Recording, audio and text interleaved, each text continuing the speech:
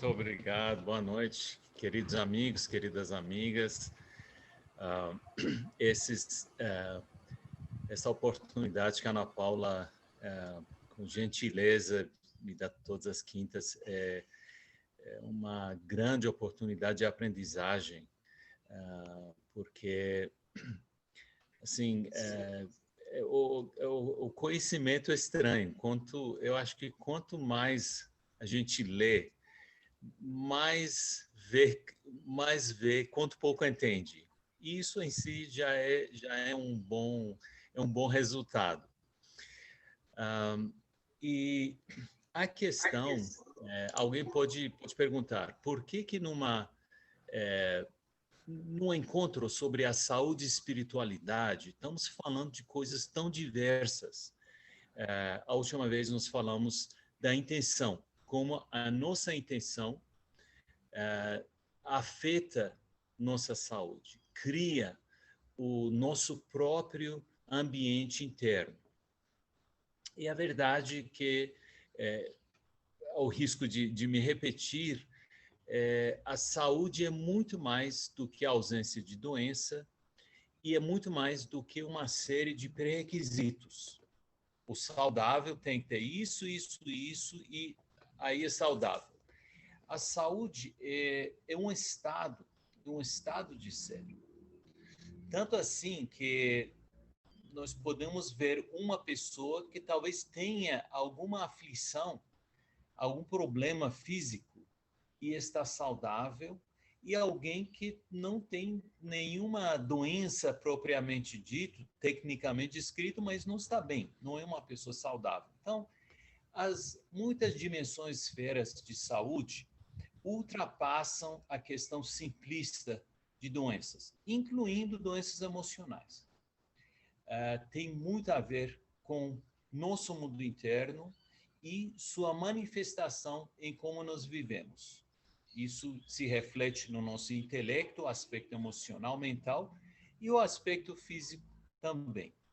Bem como nossas ações, o ambiente que criamos ao nosso redor, e por aí vai. Nós todos estamos vivendo anos historicamente difíceis da humanidade. E talvez eu e vocês não consigamos entender realmente quanto histórico esses dias são. É difícil entender quando a humanidade está em fluxo, está em processo de transformação acelerada, rápida, quando nenhum de nós sabe o que virá amanhã, literalmente. O que virá amanhã? Como será o 2021? E muito menos como será o 2022 ou a década que vem pela frente. Ok, se começar a cair, me falem de novo. Então nós estamos perante um ambiente mundial que nos desafia de todas as maneiras, inclusive pela injustiça de todos os modos que nós possamos imaginar. O mundo está cheio de injustiça. A injustiça, a opressão, a tirania e por aí vai, provocam alguma reação ou outra nos seres humanos. Em alguns provocam a raiva, em outros a tristeza, em outros a agressividade. Então tem reações mais benéficas também. Mas talvez a pior reação seja a falta de reação, a passividade. Talvez seja a pior maneira de viver esses dias, porque a passividade, ainda que por fora pareça falta de movimento, mas por dentro pode acarretar um declínio do ser humano. Talvez aquela passividade traga uma sensação de estar indefeso, depressão, falta de valorização própria, valorização daqueles que são queridos para nós, a falta de esperança. Pelo outro lado, o que nós vemos muito hoje, historicamente, é a reação igual ao opressor, ou seja, enfrentar fogo com fogo. Isso é um ditado antigo e boa parte da história humana é isso. O que no século XX, um exemplo mais clássico é do Gandhi, na Índia. Nasceu a resistência passiva. Isso já existia, por exemplo, os sufragistas, o movimento das mulheres no início do século XX para reivindicar seus direitos, era de algum modo um movimento passivo, na sua maior, aliás, era pacífico, não era passivo, era pacífico. Então, resistência pacífica. E um dos exemplos mais popularizados é da Índia, liderado pela pessoa do Gandhi. E a resistência pacífica, nesse caso, que foi orquestrado, foi persistente e trazia consigo uma disciplina espiritual, porque não houve violência em resposta à violência. Isso requer uma disciplina altamente espiritual. E isso, em muitos casos, trouxe mudança. Um dos exemplos é o caso da Índia. E isso é uma maneira de enfrentar o que nós vemos de errado, mas sem nos deixar contaminar pelo que o opressor está fazendo, sem deixar nosso estado interior deteriorar no combate àquilo que nós achamos errado. Nós vemos muitos exemplos de grupos, tribos, povos e nações que desceram ao nível do seu opressor e fizeram brutalidades iguais. Não cabe aqui, nem sou eu a pessoa de fazer uma análise sobre isso, mas dificilmente alguém pode dizer que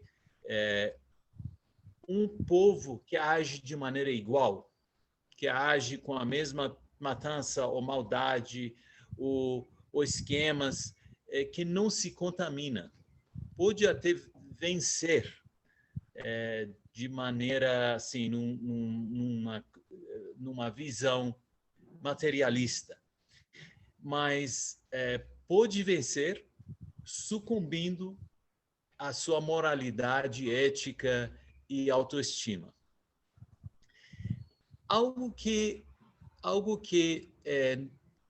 talvez pela primeira vez começou a aparecer de maneira mais concreta, mais coletiva, é o que nós chamamos de resistência construtiva, onde na face de opressão, na face de tirania, na face de discriminação e limitações injustas, não apenas as pessoas não se levantam com violência ou com má vontade, com a vontade de fazer o mal,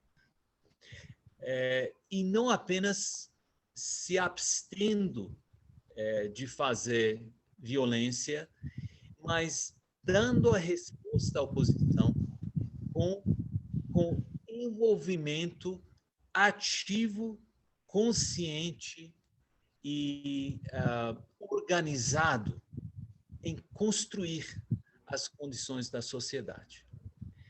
Um dos exemplos mais interessantes disso é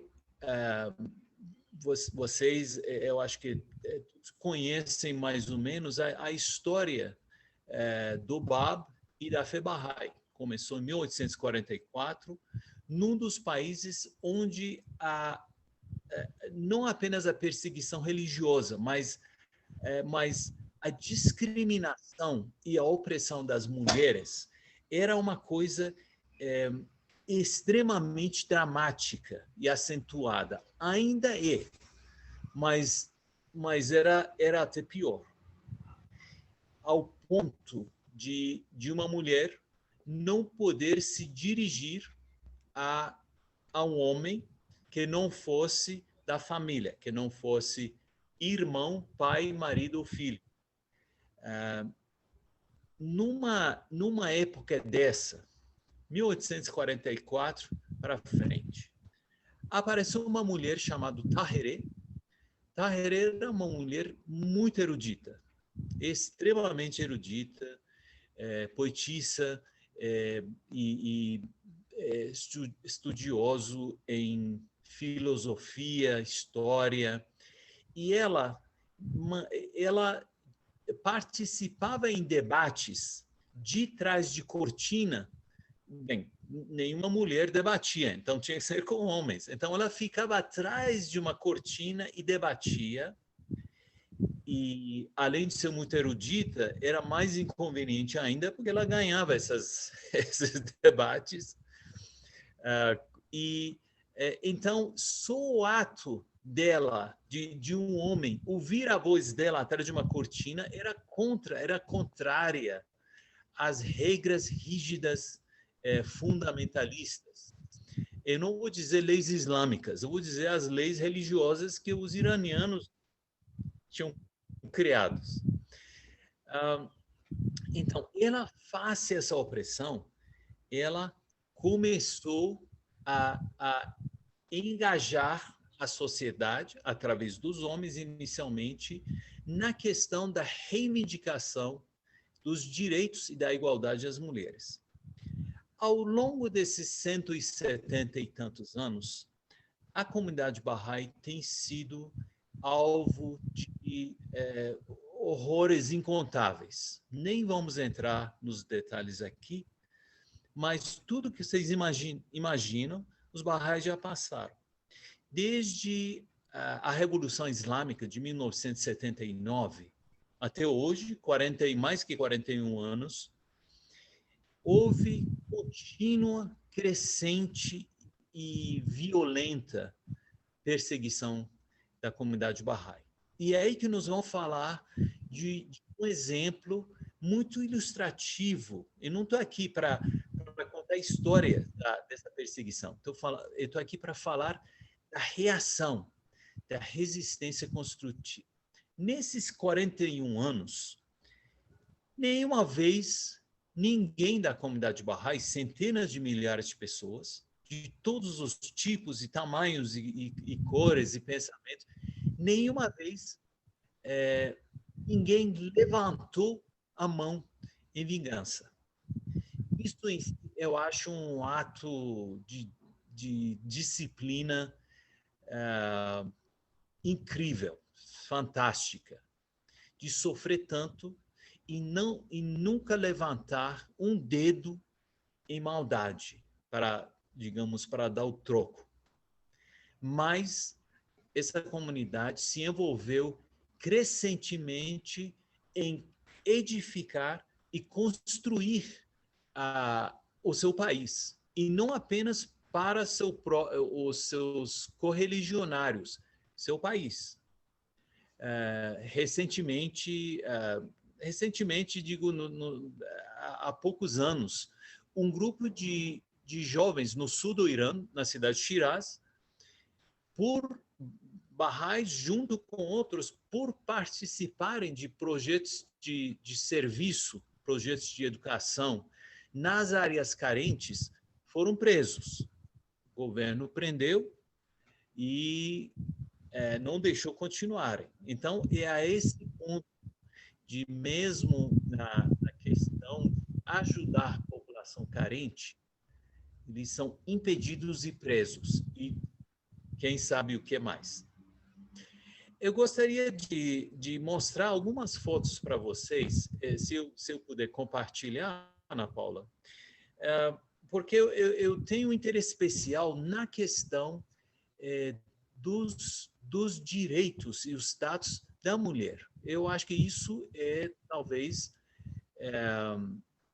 isso seja talvez a discriminação mais comum que afeta a maior porção da humanidade, é a discriminação contra as mulheres, e talvez um dos mais daninos, por discriminar a metade da humanidade que tem uma responsabilidade, um papel desproporcionalmente grande na educação da próxima geração. Então, vamos começar aqui.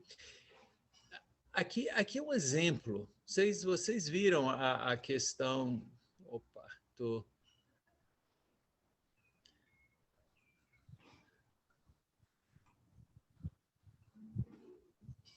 Prontinho. Essa foto é de uma escola de meninas, se chama Tarbiyat, em Teherã. Essa foto é do ano 1911.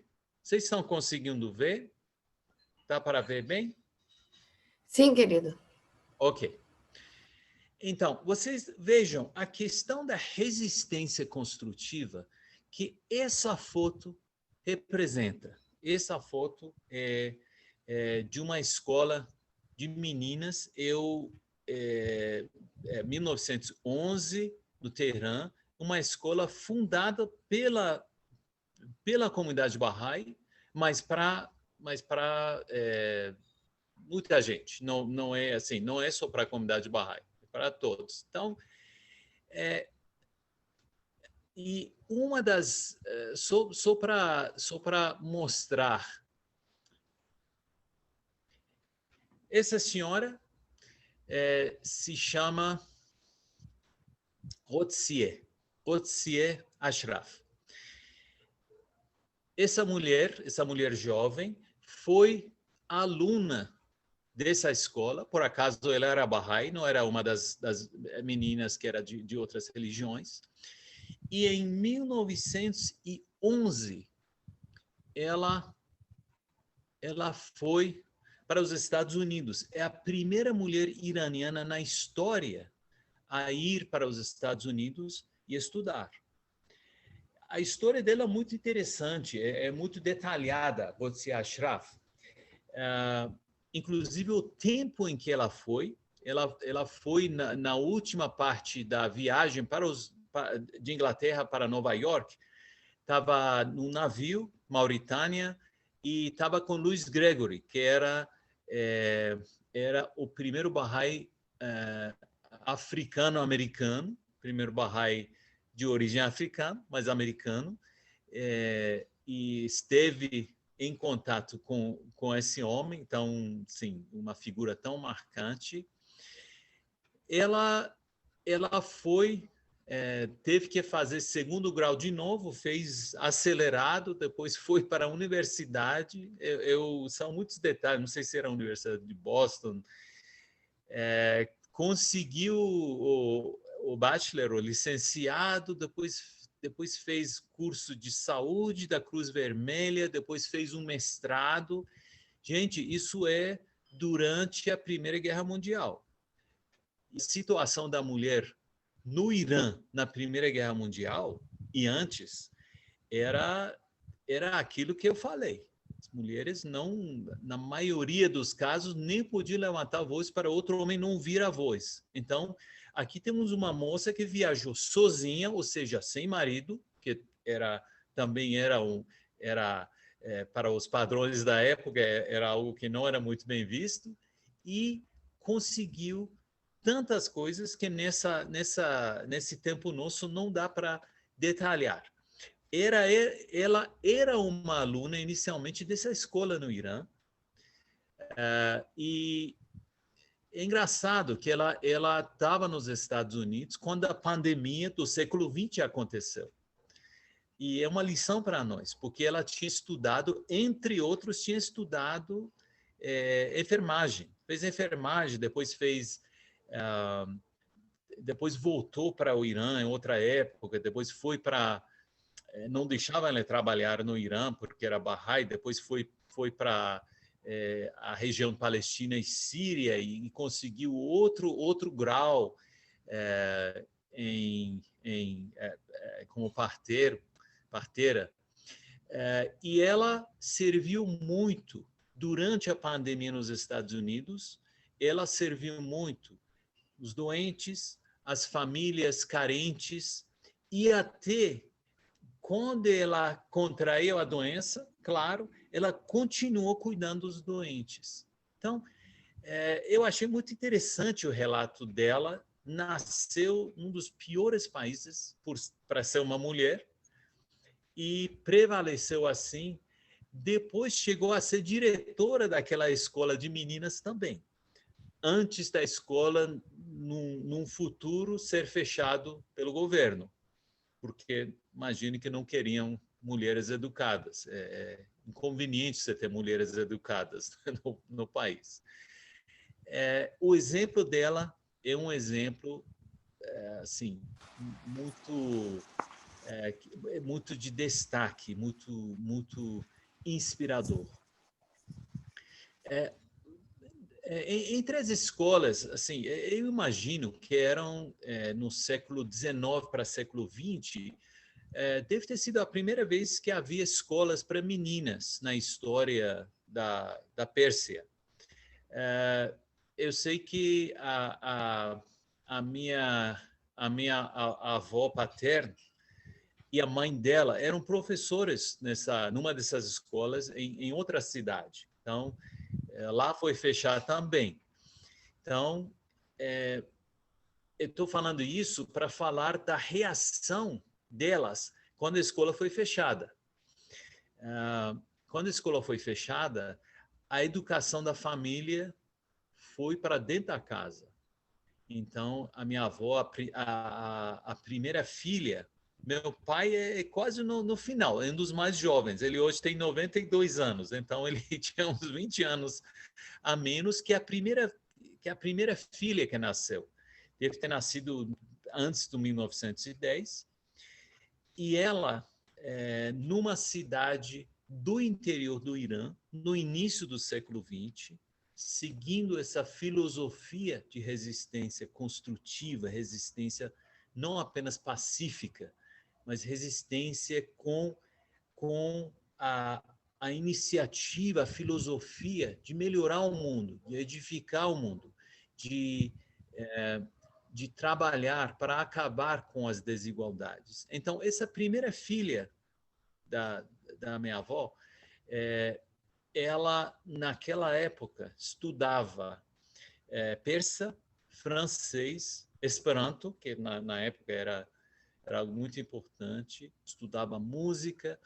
Então, a educação, quando ficou restrito fora da casa, mudou para dentro da casa, mas continuou. A mesma coisa aconteceu depois dessa última Revolução Islâmica. Nessa revolução, todos os funcionários públicos barrais foram sumariamente despedidos, sem nada, sem aposentadoria, simplesmente foram mandados embora. Milhares e milhares e milhares de pessoas. Os barrais são uma população muito grande no Irã, não são um grupo muito pequeno. Depois, todos os estudantes universitários foram expulsos, sumariamente. E por aí vai. Continuou, depois fecharam as lojas. Até hoje, eles fecham as lojas de maneira aleatória dos barrais. Não deixam que façam nenhum negócio, que tenham nenhum ingresso. Uma das ações era que foi fundada uma universidade que eles chamaram de Open University, né? Uma universidade aberta que funcionava à distância. Isso tem muito tempo. E muita gente começou a estudar, muita gente que nunca teria possibilidade de ser um estudante universitário começou a estudar, começou a ter uma chance e tinham pessoas de outros países. Por exemplo, alguém tinha educação e engenharia, daria um curso. Alguém tinha o que ensinar sobre as artes. Então, davam cursos muito bem embolados e uma educação séria. Depois de um tempo, o governo invadiu e confiscou os computadores dessa universidade. Eles acharam onde que os computadores estavam, confiscaram todo o material impresso, prenderam os professores, foram presos mesmo, ficaram presos. E não foi por uma semana. Então, e aí começaram a achar outras maneiras de continuar a educação. Em alguns casos, onde as lojas eram fechadas, muitos dos vizinhos, que eram muçulmanos, eles vinham para a casa dessas pessoas e compravam. Por exemplo, a pessoa vendia alimentos, ou vendia roupas, vendia tecido. Aí iam para a casa desses barrais e ajudavam eles comprando deles em casa, assim, em segredo, porque até esse ato seria castigado pelo governo. Por que nós falamos que a resistência construtiva está relacionado à paz interior? E alguns de nós conhecemos pessoas que moram lá sob essas condições, ou até pessoas que foram presos, ficaram muitos anos, depois saíram temporariamente. Nós temos exemplos vivos dessas pessoas, exemplos contemporâneos das pessoas que viveram essa filosofia. E eu posso dizer para vocês que são pessoas que atingiram um grau de serenidade e resolução que assim, eu posso falar de mim, eu tenho dificuldade de compreender. Eu entendo que é um grau muito acima do meu nível, digamos, espiritual, porque o que eles fizeram requer um estado espiritual muito elevado. Mas são pessoas muito serenas, têm uma serenidade, uma certeza e um desprendimento que é difícil compreender, realmente. Eu imagino que parte dessa paz interior é que elas e eles não deixem que o tumulto e os infortúnios do mundo atual, até a perseguição mais persistente, mais violenta, essas pessoas não deixaram que essas maldades entrassem, tomassem conta do seu estado interior. E como nós falamos da última vez, que a nossa intenção e os nossos sentimentos, o que nós mandamos, irradiamos para o mundo, é o que define nosso estado. Essas pessoas mantiveram com a boa vontade, com amor e com a vontade de ver um mundo melhor. Eu acho que essa vontade, esse amor e esse senso que eu sou um ser humano, eu sou um ser espiritual, e o que Deus quer de mim, os problemas do mundo, problema de Deus, eu não vou resolver. O que Deus quer de mim é que eu não me envolva em tudo que está desmoronando.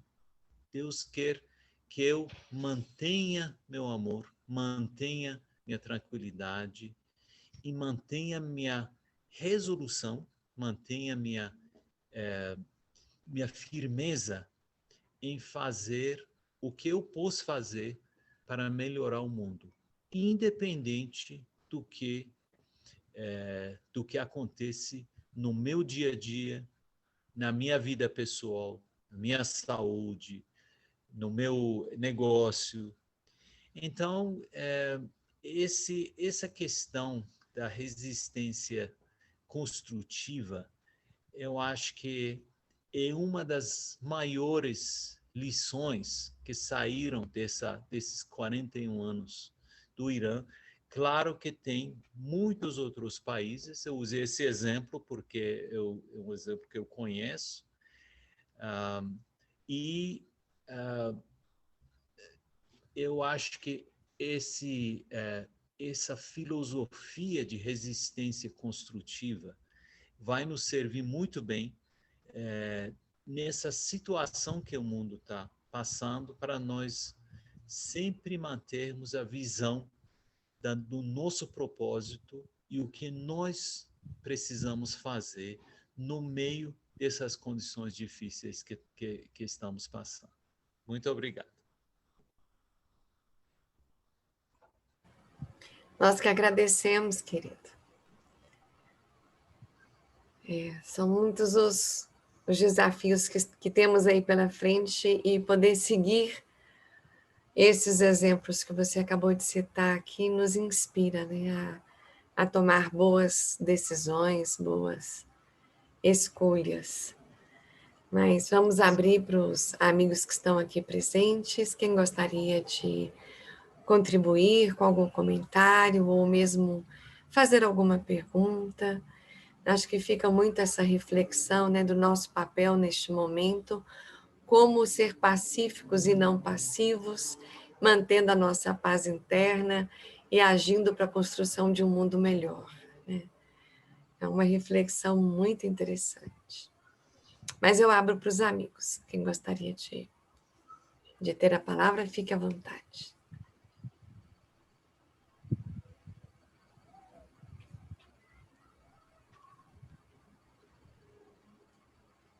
Aquilo que a Ana Paz falou um dia, né?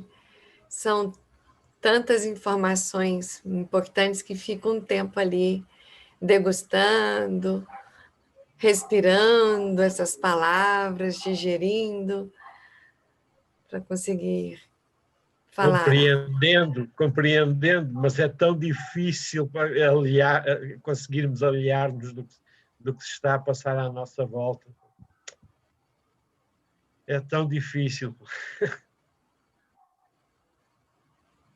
Sim. Eu posso fazer uma pergunta, então? Com certeza, Albertinho. Quando ele estava falando sobre aquela perseguição que tinham com os Baha'is, aquele exemplo na escola que tiraram os computadores, qual que era o motivo principal dessa perseguição? Era medo de a pessoa ser Baha'i, preconceito? Qual era o motivo dessa perseguição pelos Baha'is no Irã? Alguém gostaria de falar ou o que quer que eu fale? Tá no mudo, Ana Paz? Posso dizer como eu entendo, e se não tiver certo, Darius complementa. Eu entendo duas formas de perseguição. Uma porque a lei do Irã é a mesma, a lei religiosa é a mesma lei civil. Então, quando os Baha'is aceitam um manifestante que veio depois de Maomé, para eles não é aceitável isso. E uma outra razão que eu acho que para essa perseguição terrível é que desde o movimento Babi, que essa perseguição vem acontecendo no Irã, mas aí você precisaria conhecer a história da fé um pouco, que aí tem muitas pessoas aqui que podem até contar de uma forma mais resumida. E se te despertar interesse, você vai se aprofundando e procurando mais. Então, tem uma outra coisa também que eles nos acusam, que é completamente sem sentido, que é de sermos sionistas ou a favor de Israel, não é isso? Mas isso não tem razão nenhuma, é porque quando Bahá'u'lláh ficou encarcerado né? Quando ele foi exilado, e naquela época que ele foi exilado, Haifa, que é a cidade onde Iaca, aquelas redondezas ali, faziam parte do Império Turco, ou seja, nem era ainda Israel como a gente conhece hoje. Ainda era da época do Império Turco. E aí eles não entendem por que a gente se estabeleceu em Haifa. Ora, porque Bahá'u'lláh estava exilado lá, encarcerado lá. Não é por ser Israel, é por onde ele está, né? Claro que hoje a fé Bahá'í lá em Israel ela é vista e respeitada, mas quando você vê um pouquinho da história, e você vê que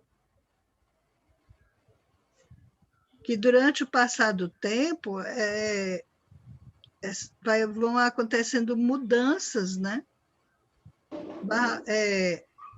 Bahá'u'lláh ele foi exilado para Adrianópolis, para Constantinópolis, depois ele foi sendo colocado para fora do Irã, até chegar na última fronteira do Império Turco, que era Aca.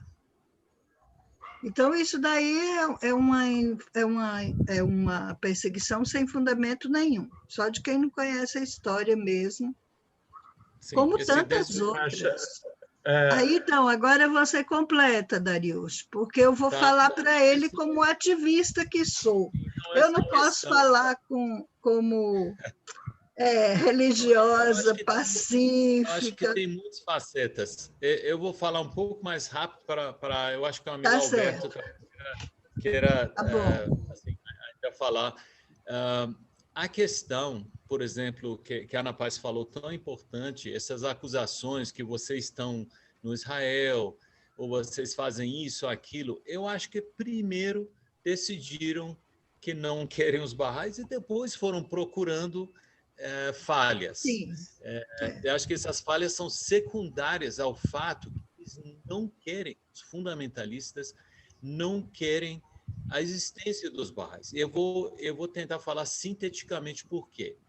A fé Bahá'í é uma fé muito pacífica, absolutamente pacífica, mas não deixa de ser revolucionária no seu pensamento.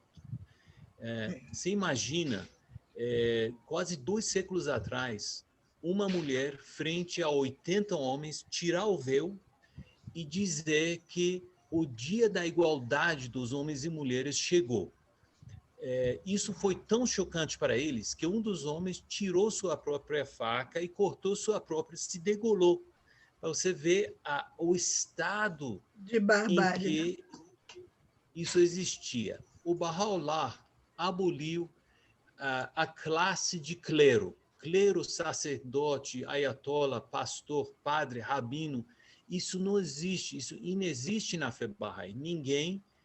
Ninguém ganha privilégios, status ou autoridade de interpretar e mandar nos outros usando a religião. Então, isso se vê que é mais uma coisa extremamente incômodo para eles. O Bahá'u'lláh tirou essa exclusividade de uma religião ou outra, que é a religião de Deus uma. As religiões que vêm no seu estado, na sua essência original, não no que os homens inventaram depois. A essência original de todas as religiões vem do mesmo Deus. São como professores de anos diferentes da mesma escola. Então, nenhuma religião é a certa e os outros excluídos. Bahá'u'lláh diz que a ciência e o raciocínio e a investigação científica tem que existir de maneira equilibrada com a religião e espiritualidade. Ele diz que se alguma coisa for apresentada a vocês em nome da religião que contrariar a lógica, podem rejeitar. Então, você está vendo cada vez mais como isso é inconveniente para um grupo que quer manter controle sobre uma população usando a religião como pretexto. Então, a violência da perseguição, o que realmente reflete é a preocupação com o sistema pacífico que vai mudar e transicionar para algo totalmente diferente ao sistema que eles estão tentando, a força, manter e perpetuar.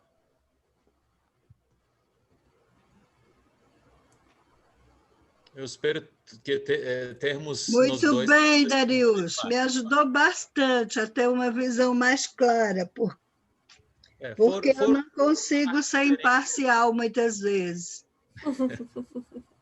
Mas é isso mesmo.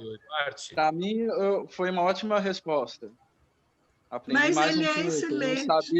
Eu não sabia qual seria não tem como explicar, mas tem que ter sempre tem que ter uma causa, um porquê, né, das coisas. E no caso eu já entendi, ainda é um país que está um pouco atrasado, ainda juntou religião com leis, então isso priva de muita coisa, né? Sim. É verdade. Mas eu aprendi bastante agora como daria essa resposta, porque eu também fiquei muito, assim, a gente fica muito comovido quando a gente vê a perseguição dos Baha'is hoje, porque os Baha'is não fazem nada, a não ser, como é que se diz, promover a unidade, e são extremamente pacíficos lá. E as crianças Baha'is, elas são humilhadas nas escolas, elas são perseguidas, elas nem podem ficar depois de um determinado. Então, isso me deixava assim, muito inquieta. Eu digo, não, mas eu quero saber exatamente quais são as razões pelas quais essa fé é perseguida de uma maneira tão cruel, não é? Nós temos agora vários Baha'is que estão encarcerados, os membros da Assembleia Nacional do Irã, não é isso? É isso, Darius? Sim. Então, os Garãs já foram liberados depois de 10 anos de prisão, porque o governo já não tinha mais o que fazer. Mas quem é essa segunda leva que está presa agora? Esses que estão agora? Esses não são membros de nenhuma instituição. Não são. Segundo a Assembleia Nacional, eles sumiram em 1980, mais ou menos. Tá. Então, eles nunca foram... eu acho que tem muitas coisas diferentes. Eu também gostaria de... Eu não quero extrapolar o tempo, Ana Paula, eu sei que é um evento logo depois, só para acrescentar um detalhe importante. Eu usei o exemplo dos Baha'is do Irã, porque é um exemplo muito ilustrativo, mas a questão da resistência construtiva é algo que nos enfrenta em várias partes do mundo, em qualquer país, e nem sempre por motivos religiosos. Olhem, por exemplo, a situação dos Estados Unidos.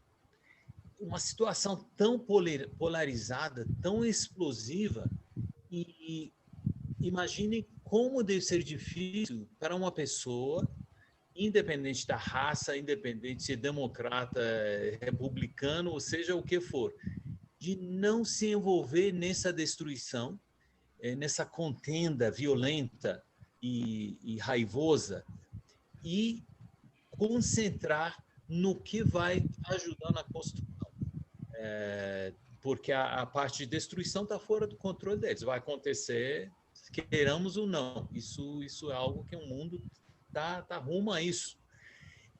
Imaginem isso para nós dentro do Brasil. Sempre que tem algum conflito acirrado entre da esquerda, direita, cima, baixo, não sei, flamenguista, não sei, acho que as pessoas usam tudo para se dividir.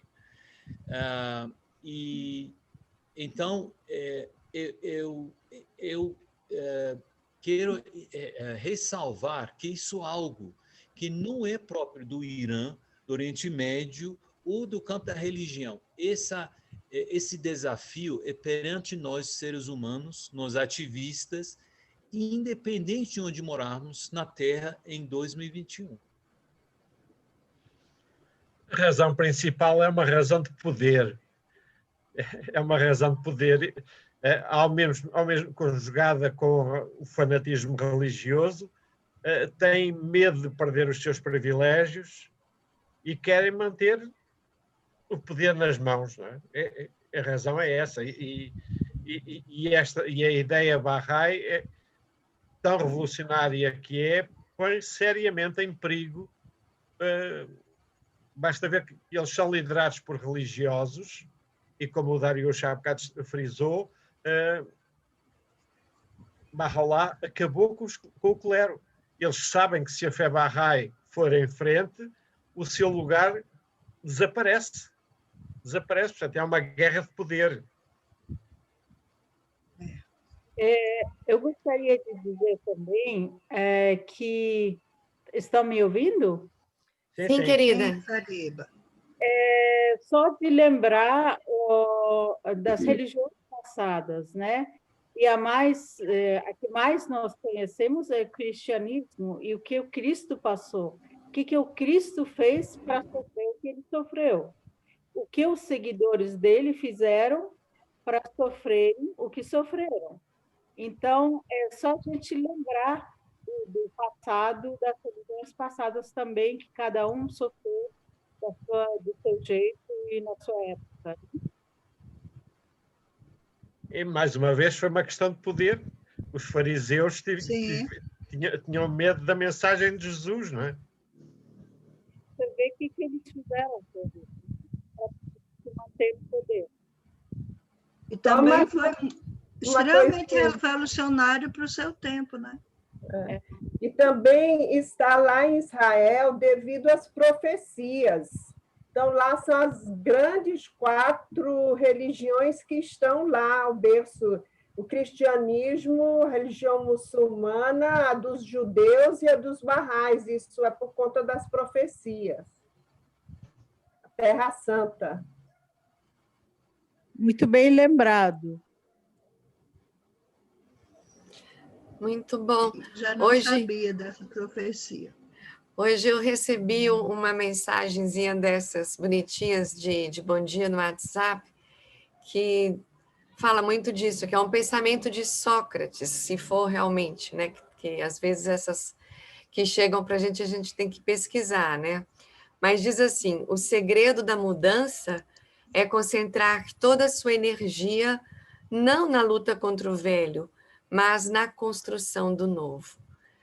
Então, a gente tem aí realmente um desmoronamento grande de uma velha ordem, e a gente pode, não ficando passivos, mas de forma pacífica, ativa, colocando em ação, demonstrando nas nossas atitudes a mensagem que a gente recebeu maravilhosa do Bab de Baha'u'lláh para essa construção desse novo mundo. Uma das razões da gente ter esse espaço aqui, da gente unir a oração, a nossa devoção, com essas reflexões tão importantes que nos conduzem a boas ações. Que a adoração sem esse serviço para a construção do mundo novo seria o modelo antigo, não o que a gente acredita que possa ser o caminho para esse mundo, por mais difícil, né, José Luiz, que seja. A gente tem esperança, a gente tem fé, a gente tem guias, a gente tem muito o que fazer.